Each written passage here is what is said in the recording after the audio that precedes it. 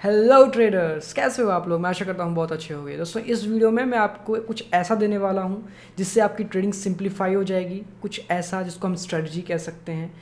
इस वीडियो को पूरा देखिएगा। इससे पहले हम वीडियो में आगे बढ़ें, आपको यह समझना ज़रूरी है कि हर स्ट्रेटजी, हर इंडिकेटर और हर सिस्टम में कुछ ना कुछ ऐसी एंट्रीज होती हैं जो आपको नहीं लेनी चाहिए, कुछ होती हैं जो लेनी चाहिए।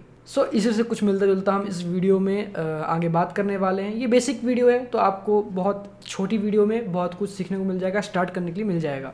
तो आइए मेरे साथ स्क्रीन पे। यहाँ पे मैंने आपके लिए रिलायंस का 1 मिनट का चार्ट खोल रखा है। आपको टाइम फ्रेम 1 मिनट रखना है क्योंकि आप स्कैल्प कर रहे हैं, एक तरीके से बहुत छोटा ट्रेड ले रहे हैं। सीखने के लिए पर्पज़ से ठीक है, कोई बात नहीं। लेकिन एक बात समझना ज़रूरी है कि जितना छोटा टाइम फ्रेम होगा उतना ज़्यादा आपको नॉइज़ देखने को मिलेगा, और जितना ज़्यादा बड़ा टाइम फ्रेम होगा उतनी क्लैरिटी नज़र आती है। 1 मिनट का टाइम फ्रेम है, कोई भी आप स्टॉक ले सकते हैं। और आपको यहाँ पे ध्यान देना है इन पीक पॉइंट्स में। जैसे आप यहाँ पे देख सकते हैं, ये एक पीक पॉइंट है। मार्केट यहाँ तक गिरा, देन यहाँ से ऊपर गया, ओके, फिर यहाँ से गिरा, फिर ये गया ऊपर, फिर नीचे आया, फिर गया ऊपर, फिर नीचे। तो इन चीज़ों को थोड़ा सा नज़र रखनी है, ओके। फॉर एग्ज़ाम्पल, ये प्राइस यहाँ तक गया, ओके, बट फिर नीचे आया, देन अगेन यहाँ तक आया और इसके ऊपर नहीं जा पाया। तो एक ये जो एरिया है, ये एक तरीके से एक आप यहाँ पे एक लाइन खींच सकते हैं। मैं एक आपके लिए यहाँ पे एक हॉरिजॉन्टल लाइन खींच देता हूँ। इसको मान लीजिए, ठीक है। इसका मैं लाइन ग्रीन कर दूँ, नहीं ब्लू कर देता हूँ, है ना। ब्लू लाइन मैंने खींच दी। अब आते हैं नीचे, तो आप देख सकते हैं नीचे एक यहाँ तक प्राइस गया है, तो एक लाइन मैं यहाँ भी खींच देता हूँ। एक तरीके से अगर आप ध्यान से इसको देखें तो ये सपोर्ट, ये रेसिस्टेंस और ये सपोर्ट जैसा प्राइस नज़र आएगा। एक तरीके से ये सपोर्ट बन जाता है और ये रेसिस्टेंस बन जाता है। कुछ लोग कहेंगे सप्लाई बन जाता है या डिमांड बन जाता है। सप्लाई जोन, डिमांड जोन, कोई भी आप इसमें नाम रख सकते हैं। मैं ये मानता हूँ कि प्राइस आखिरी बार यहाँ तक गिरा था तो यहाँ तक सेलिंग आई थी और यहाँ से वो रिजेक्ट हो गया प्राइस। मैं इस चीज़ को मानता हूँ। ये विक देख सकते हैं आप, तकरीबन ये एक यहाँ पर सपोर्ट का काम कर रहा है। प्राइस आया, सपोर्ट किया, उछल गया, करेक्ट।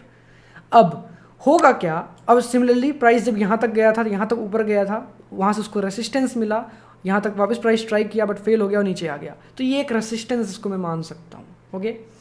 अब होगा क्या, प्राइस जाएगा ऊपर रेसिस्टेंस के पास, कई बार फेल होगा, कई बार पास होगा, बट आपको कब एंट्री करनी है, कैसे एंट्री करनी है, आप बस उसी चीज़ को मैनेज कर सकते हैं। मार्केट को आप मैनेज नहीं कर सकते, आप अपनी पोजीशंस को मैनेज कर सकते हैं।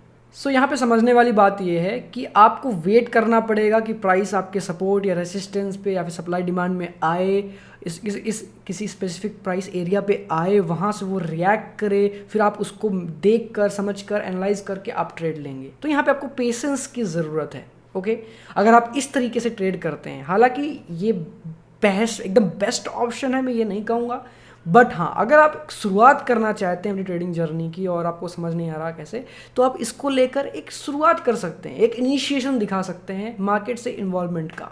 जितना आप इन्वॉल्वमेंट दिखाएंगे, चार्ट देखेंगे, रीड करेंगे, समझेंगे प्राइस कैसे मूव कर रहा है, उतना ज़्यादा आपको ये बेनिफिशियल मिलेगा। रही बात एडवांस लेवल की, तो ज़रूर मैं इस पर भी वीडियो बना दूंगा, बट अभी आपको जो समझना है वो ये है कि आप इस तरीके से ट्रेडिंग शुरू कर सकते हैं। अगर आपका प्लान सपोर्ट एंड रेसिस्टेंस पे, प्राइस एरिया पे ट्रेड लेना है, तो आपको पेशेंस रखना बहुत ज़रूरी है। बीच में मत घुसिएगा, नहीं तो ट्रैप हो सकते हैं, ट्रैप होगा तो लॉस होगा।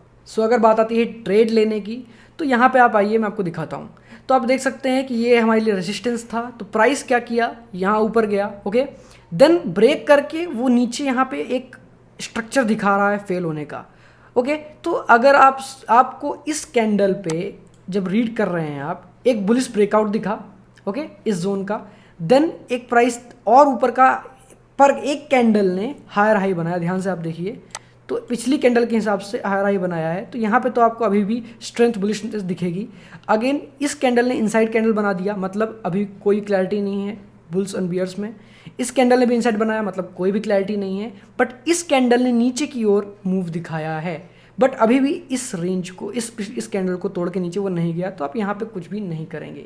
लेकिन आपको ध्यान देने वाली बात ये है कि प्राइस अब यहाँ इसके नीचे और आ गया, तो अगर आपको एक सेल एग्जीक्यूट करना है, तो आप यहाँ पे अगर सेल करते हैं तो कुछ लोग अपना एसएल यहाँ रखेंगे और कुछ एग्रेसिव ट्रेडर्स अपना एसएल इसी कैंडल के ऊपर रखेंगे। अब ये ट्रेड लेना चाहिए या नहीं लेना चाहिए ये आप कैसे डिसाइड करेंगे? तो अगर आपको उसमें प्रॉफिट नज़र आ रहा है, फॉर एग्जांपल ये रेसिस्टेंस है तो यहाँ से गिरेगा तो ये सपोर्ट है, मतलब प्राइस यहाँ आएगा तब बायर्स उसको सपोर्ट करके यहाँ रोकेंगे। तो आपको देख सकते हैं कि अगर आप ये ट्रेड लेते हैं तो आपको ज़्यादा से ज़्यादा रिस्क रिवॉर्ड रेशियो 1:2.31 समथिंग मिलेगा।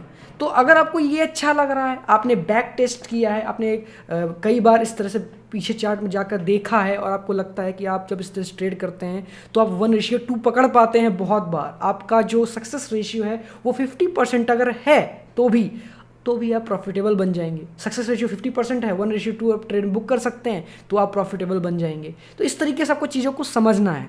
और अगर आप एग्रेसिव ट्रेडर नहीं है, यहाँ आते हैं तो आप देख सकते हैं 1.58 का रिस्क रेशियो बन रहा है जो कि अच्छा नहीं है, तो आप इस ट्रेड को छोड़ सकते हैं। कोई ज़रूरी नहीं है ट्रेड लेना। ओके, जितना हो सके आपको अपना जो पैसा है उसको बचा के चलना है, सही टाइम पे रिस्क लेना है, सही जगह पे रिस्क लेना है। ओके, हालांकि हमको ज़्यादा नहीं पता कि आप कहाँ पैसा लगाएंगे और कहाँ पे आपको ज़्यादा रिस्क है, कहाँ कम है, बट ये है कि हाँ आपका ट्रेड क्वालिटी कैसी है ये आपको पता है। सो आप यहाँ ट्रेड मत लीजिए। नेक्स्ट आते हैं, अब क्या होता है, प्राइस आया यहाँ तक आया, अब ये सपोर्ट बन गया। ओके, सपोर्ट बन गया, अब इसको प्राइस तोड़ के ऊपर चला गया तो एक नया सपोर्ट जैसा यहाँ बन गया, करेक्ट बना। अब क्या हुआ, प्राइस दोबारा इसको तोड़ के ऊपर गया, तो यहाँ पे ध्यान से देखिएगा अगर आप, तो प्राइस ने इस रेसिस्टेंस को तोड़ के ऊपर गया बट नीचे आया तो यहीं तक प्राइस आया और वापस चला गया ऊपर। ध्यान से अगर आप देखना चाहें तो आपको दिखेगा प्राइस नीचे आया और यहाँ तक ट्रेड हुआ, आपके इस सपोर्ट जो नया सपोर्ट बन चुका है अब ये यहाँ तक आया फिर ऊपर चला गया। अगेन नेक्स्ट कैंडल क्या करती है, और ऊपर के बायर्स देखती है, नीचे आती है बट इसके नीचे नहीं जा पाती। तो इससे हमको समझ में आता है कि कहीं ना कहीं बायर्स अभी हैं। अब ये कैंडल क्या करती है, फिर से बुलिशनेस दिखाती है। ओके, बट स्टिल ये कैंडल पिछली कैंडल के ऊपर नहीं जा पाती तो हमारे लिए अभी भी ये वीक है। लेकिन अगली कैंडल क्या करती है, ध्यान से देखिए, अगली ये वाली बुलिश कैंडल क्या करती है, इसके भी ऊपर ट्रेड होती है ना, और ये प्राइस एरिया सपोर्ट पे है। तो आप क्या कर सकते हैं, यहाँ पे आप एक बाय एग्जीक्यूट कर सकते हैं। अगर आप यहाँ पे बाय करते हैं तो लॉन्ग पोजीशन आपकी ये होगी और आप अपना यहाँ पे एक ट्रेड डालेंगे और आपके सिस्टम के हिसाब से आप 1:1 या 1:2 जितना बुक करना चाहे कर सकते हैं। एक अच्छा रेसिस्टेंस आप देख सकते हैं यहाँ पे है, आप पिछले इस पीक एरिया पे देखिए, अच्छा रेसिस्टेंस, यहाँ से प्राइस ऊपर तक आया, यहाँ से प्राइस नीचे गिर गया, तो अब यहाँ तक प्राइस आने की जो पॉसिबिलिटी है वो बढ़ जाती है, प्रोबेबिलिटी है बढ़ जाती है। इसलिए आप यहाँ तक का प्रॉफिट बुक कर सकते हो जो कि 1:2 मिलता है। सो इस तरीके से आपको अंदाज़ा लगाना है, ट्रेड लेना है, रिस्क लेना है, तब जाके आप सक्सेसफुल बन पाएंगे। सिमिलरली अगर मैं बात करूँ, प्राइस वापस से ऊपर गया, इसी तरीके से प्राइस ट्रेड होता है। ओके, प्राइस सिंपल है, जितना सिंपल रखोगे उतना ये आपके लिए ईजी होगा शुरुआत में। प्राइस दोबारा आता है, हमने जो ये सपोर्ट बनाया है, प्राइस गिरते गिरते गिरते गिरते इस सपोर्ट पे आता है, फिर यहाँ से रिएक्ट करता है, अगेन यहाँ पे बुलिशनेस दिखाता है। सो अभी आपके पास मौका है, इस कैंडल को आप ट्रेड कर सकते हैं। इस कैंडल अगर आप यहाँ बाय कर सकते हैं तो यहाँ का एसएल रखिए, अगर रिसीव है तो इसी कैंडल के नीचे का एसएल रखिए और ट्रेड कीजिए। अगर आपकी प्रोबेबिलिटी हाई हुई तो आपको प्रॉफिट मिलेगा। आपके सिस्टम के हिसाब से कितना आपको रिस्क रिवॉर्ड मिल सकता है, वो आपके सिस्टम के हिसाब से, कितनी बार आपने बैक टेस्ट किया कि कैसा आपको रिजल्ट मिला, उसके हिसाब से ट्रेड मिलेगा। सो सबसे ज़रूरी बात है समझना कि जब आप छोटे टाइम फ्रेम में ट्रेड करते हैं तो हमारे लिए पेशेंस, रीटेस्ट का पैटर्न बनना, ओके, सपोर्ट रेजिस्टेंस प्राइस आना, आप एक अच्छा सेटअप ढूंढ रहे हो आपके सिस्टम के हिसाब से, जब आपको ट्रेड मिल रहा है तभी आप ट्रेड करोगे, तब तक रुक पाना। और जब आप ट्रेड ले लेते हो तो उसमें आप एरर फ्री होकर ट्रेड ले लेते हो। एरर फ्री से मेरा मतलब है कोई भी मिस्टेक नहीं होती, कोई आपको डर नहीं लगता, या फिर आप जब ट्रेड लेते हो तो आपको जल्दी बुक करने की इच्छिंग नहीं होती, या फिर आप इस तरीके जो एरर्स होते हैं, जो कि मैंने ऑलरेडी किसी वीडियोज़ में बात किया हुआ है, आप जब अगर इनको सही करके आप ट्रेड करते हो तो आप सक्सेसफुल ट्रेडर बन जाते हैं। सो ये शुरुआत करने के लिए आपके लिए बहुत बेस्ट है। इस तरीके से आप शुरुआत कर सकते हो, फिर अपना सिस्टम आप खुद डेवलप कर सकते हो। और मैं एक बात आपको सबसे इम्पॉर्टेंट बताना चाहता हूँ कि आप अभी अगर जो ट्रेड ले रहे हो, जो आपका पहला ट्रेड होगा, उसको कभी भी आप पहला ट्रेड मान के मत समझना। उसको हमेशा मानना कि आप अभी ये जो ट्रेड ले रहे हो ये कुछ नहीं है, आप आगे अभी 1000 ट्रेड लेने वाले हो। जब आप इस तरीके से ट्रेड करते हो तो आपके इमोशंस इस ट्रेड से जो आप ले रहे हो पूरी तरीके से हट जाते हैं। सो इसका आपको ट्रेडिंग में एडवांटेज मिलता है। आप गारंटी के साथ अगले 25 ट्रेड कीजिए, यकीन मानिए इस स्ट्रेटेजी से आपको प्रॉफिट हो या ना हो, लेकिन आपको जो कॉन्फिडेंस मिलेगा ना, वो आपको वो चीज़ लाने में मदद करेगा जो रियली में सक्सेसफुल ट्रेडर्स जो ग्रीड करते हैं, जिसकी उनको लालसा होती है। सो इस वीडियो में इतना ही।